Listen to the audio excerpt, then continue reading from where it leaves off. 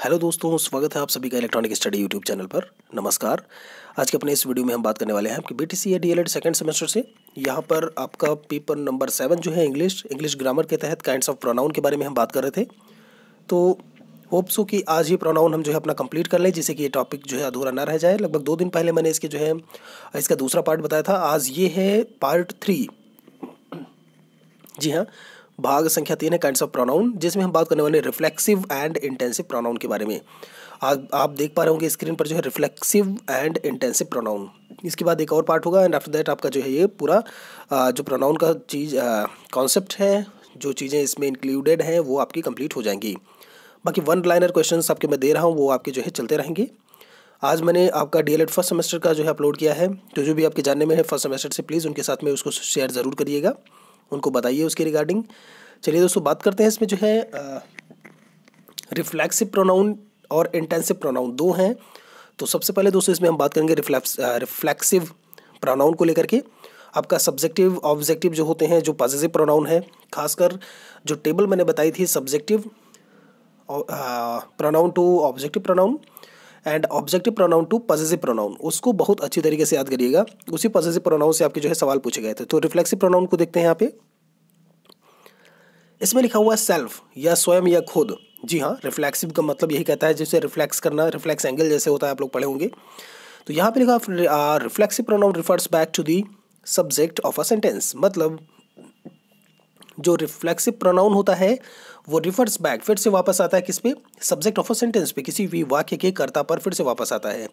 थोड़ा सा हिंदी में लिखा हुआ उसके बारे में बात कर लेते हैं। यहाँ पे ये कह रहा है यहाँ सब्जेक्ट के खुद की बात हो रही है। ध्यान दीजिएगा, सब्जेक्ट के खुद की बात हो रही है, जो भी करता है उसके बारे में खुद की बात हो रही है। तो अब जब मैं देखूंगा एग्जांपल्स जो है यहाँ पर जब इसके एग्जांपल्स को लेकर के बात करेंगे तो अच्छी तरीके से वो कॉन्सेप्ट आपको क्लियर हो जाएगा, समझ में आ जाएगा। देख लेते हैं। लिखा हुआ है मैं ये खुद करूँगा। जी हाँ, ध्यान दीजिएगा, मैं ये खुद करूँगा। I will do it my self. ध्यान दीजिएगा। तो ऐसे में क्या है, ये चीज़ जो है बता रहा है यहाँ पे माई सेल्फ को लेकर के, हिम सेल्फ को लेकर के, ये चीज़ें आपको देखने को मिलेंगी जो कि बता रही होंगी आपकी रिफ्लेक्सिव प्रोनाउन को। ठीक है, तो I will do it my self, ये हो गया कि मैं ये खुद करूँगा। नेक्स्ट आपका दूसरा क्या कह रहा है? वह ये खुद करेगा। He will do it himself. जी हाँ, तो ये आप ध्यान रखिएगा। ही विल को आप ऐसे भी लिखते हैं, तो इसमें जो है कंफ्यूज मत होइएगा। आप ही विल अलग से लिखिए ऐसे, ही या फिर बिल ऐसे करके, या फिर आप जो है इस जो है एपोस्ट्रोफी के साथ में आप जो है इसको लगा दीजिए डबल एल। ठीक है, ही will do it himself. Full stop जो आपके पंक्चुएशन मार्क्स हैं उनका आप विशेष ख्याल रखिएगा, मतलब विराम चिन्हों का जो है कहाँ पर क्या लगेंगी। तीसरा आपका लिखा हुआ है इसमें जो है तुम ये खुद करोगे। जी हाँ, ये वाला सेंटेंस इसमें लिखा है you will do it your self, या फिर योर सेल्व्स करके लिखा हुआ, ध्यान दीजिएगा। ठीक है, योर सेल्व्स SELVES या योर सेल्फ, तुम ये खुद करोगे। इसका जो ट्रांसलेशन होगा कुछ इस तरीके से निकल करके आएगा। आगे बात कर लेते हैं इसमें। अगला क्या कह रहा है? योर सेल्फ और योर सेल्व्स, इन दोनों को लेकर के बात कर लेते हैं कि क्या है ये।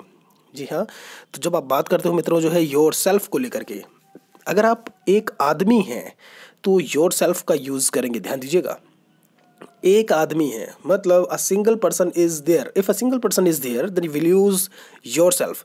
तो आप जो है योर सेल्फ का यूज़ उस समय कर रहे होगे, ठीक है, या करेंगे। वहीं योर सेल्व्स की जब बात आती है मित्रों, तो अगर आप एक से ज़्यादा लोग हैं, मतलब मोर देन 1 पर्सन या मोर देन 1 पीपल, आप ऐसे पीपल नहीं बोलेंगे, वो मोर देन 1 पर्सन, तो वहाँ पे आपका जो है योर सेल्व्स हो जाएगा। ध्यान रखिएगा, प्लूरल में लिखा हुआ है। क्या लिखा है? ये प्लूरल में, वो सिंगुलर वाले उसकी बात करता है। आप ऐसे भी समझ सकते हो, एक वचन और आपका जो है एक तरीके से बहुवचन वाले को लेकर के। ठीक है, चलिए, ये तो बात हो गई जो है आपका योर सेल्फ और योर सेल्फ को लेकर के। ऐसे ही आगे इसमें देख लेते हैं क्या क्या लिखा हुआ है। लिखा है माई सेल्फ, मैं यहाँ पे बात कर रहा हूँ। माई सेल्फ, हिम सेल्फ हो गया, हर सेल्फ है, योर सेल्फ, योर सेल्व्स, तुम, आप खुद, ये सारी चीज़ें।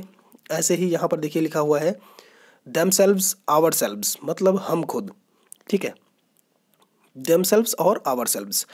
यहाँ भी एक से ज़्यादा लोगों की बात हो रही है। ध्यान दीजिएगा, यहाँ भी कितनी है? एक से ज़्यादा लोगों की बात हो रही है। तो देम सेल्फ जो होता है ना, और आवर सेल्फ जो होता है, वो क्या हो जाता है? देम सेल्व्स करके हो रहा है यहाँ पे, हम खुद, और देम सेल्व्स हो जाएगा। तो एक से ज़्यादा लोगों की बात होगी तो क्या हो जाता है? वो आपका प्लूरल इस तरीके से, जिस तरीके से आपका योर सेल्फ चेंज हुआ था योर सेल्व्स में, वैसे ही ये चेंज हो जाएगा। ये तो बात होगी जो है आपका रिफ्लेक्सिव प्रोनाउन को लेकर के।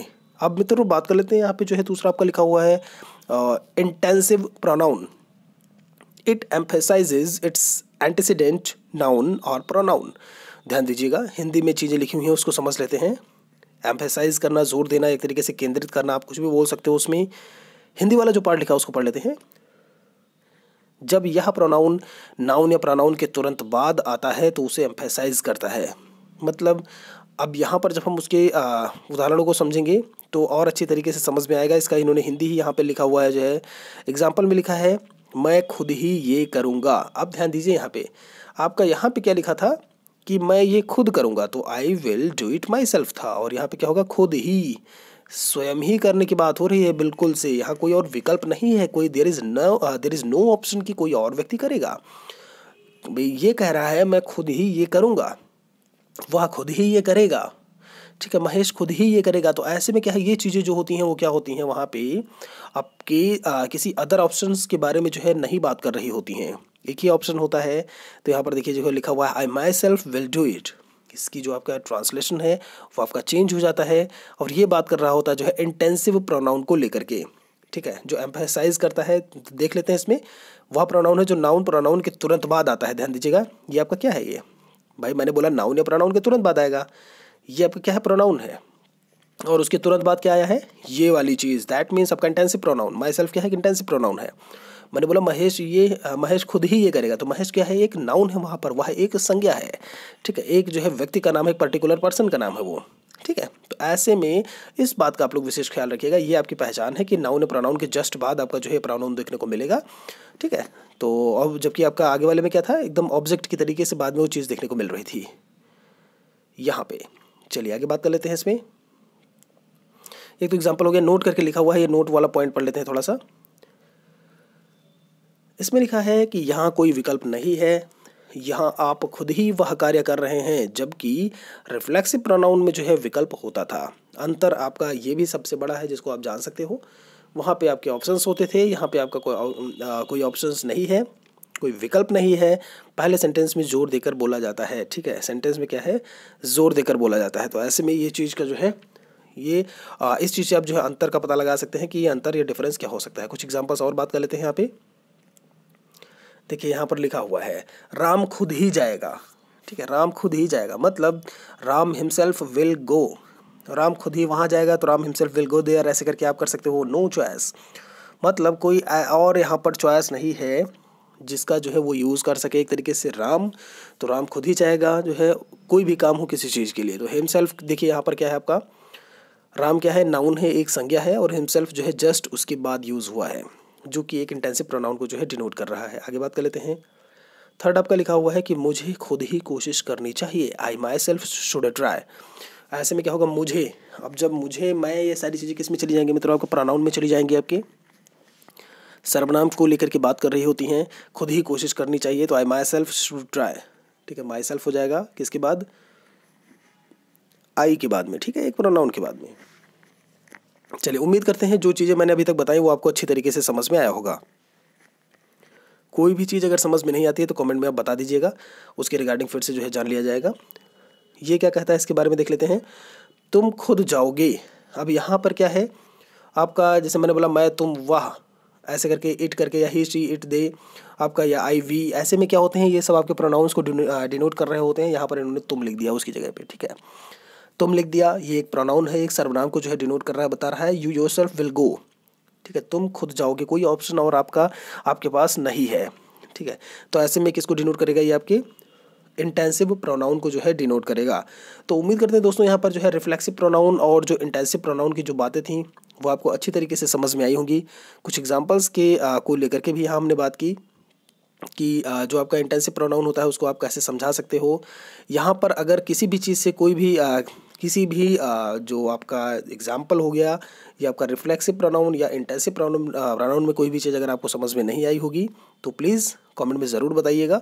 अगर नहीं आ रही है समझ में तो बताइएगा। और मैं आप लोगों को बता दूं कि जो पेपर 2 है आपका प्रारंभिक शिक्षा के नवीन प्रयास, उसमें केवल 1 या 2 टॉपिक बचा है। होप सो कि वो मैं आज ही कंप्लीट करवा दूंगा। अनअकैडमी पे, और उसके बाद आपका पेपर 2 कंप्लीट हो जाएगा। पेपर 1 में कुछ ही चीज़ें बची हैं, मतलब सारे के सारे टॉपिक कंप्लीट हैं। मीन टू से आप होल जो आपका सब्जेक्ट है उसकी PDF फाइल वहाँ से जा करके डाउनलोड कर सकते हो। अनअकैडमी की मैं बात कर रहा हूँ, लिंक आपको डिस्क्रिप्शन में मिल जाएगी वीडियो के, ठीक है। और आपका इंग्लिश ग्रामर में एक्टिव पैसिव वॉइस एक एक करके मैं वहाँ पर बता चुका हूँ, कुछ अंश बचे हैं उसके, और इसके बाद जस्ट आपका नरेशन शुरू कर दूंगा मैं, होप सो कल से। तो वहाँ पर जा करके जो है पढ़ना, PDF फाइल डाउनलोड करना बिल्कुल से ना भूलिएगा, लिंक आपको डिस्क्रिप्शन में उसकी मिल जाएगी। और यहाँ पर जो नए हैं प्लीज़ इलेक्ट्रॉनिक स्टडी चैनल को आप लोग सब्सक्राइब ज़रूर कर लो। ऐसे ही वीडियोस आप बात कर सकते हो या लेक्चर्स आपको यहाँ पर देखने को मिलेंगे। रेड बेल आइकन को ज़रूर दबाइएगा, वो नोटिफिकेशन की बटन होती है, आपको नोटिफिकेशन मिलता रहेगा जो भी वीडियोज़ लेक्चर्स यहाँ पर मैं अपलोड करूँगा। बाकी ये वीडियो अगर अच्छा लगा हो तो लाइक आप लोग ज़रूर करिएगा। एक चीज़ मैं आप लोगों को और बता दूँ, कोशिश ये रहेगी कि जो आपका उत्तोलक की जो ट्रिक मैंने बताई थी वो आपका इलेक्ट्रॉनिक स्टडी पर भी मैं बता दूं, तो आप लोग अच्छी तरीके से उसको कर लें, ठीक है। तो उत्तोलकों में जो प्रकार को लेकर के है, प्रथम द्वितीय और तृतीय श्रेणी के उत्तोलक को लेकर के, या फिर दोस्तों जब आप बात करते हो वहाँ पर आयास, आलम्ब और भुजा के बारे में, भार के बारे में, तो आयास आपका या आलम्ब आपका या भार आपका कहाँ कहाँ पे होगा, उनसे रिलेटेड भी ट्रिक्स को लेकर के हमने बात की थी, तो वो भी हम देख लेंगे कि जो है उसकी ट्रिक को लेकर के। तो जल्द ही देखते हैं, समय मिलते हैं उसको बताया जाएगा। बाकी ये आपका पार्ट 3 हो गया है, एक और पार्ट में जो है आपका प्रोनाउन जो है वो कंप्लीट हो जाएगा। तो मिलते हैं जल्दी अपने अगले वीडियो में। Thanks for watching this lecture.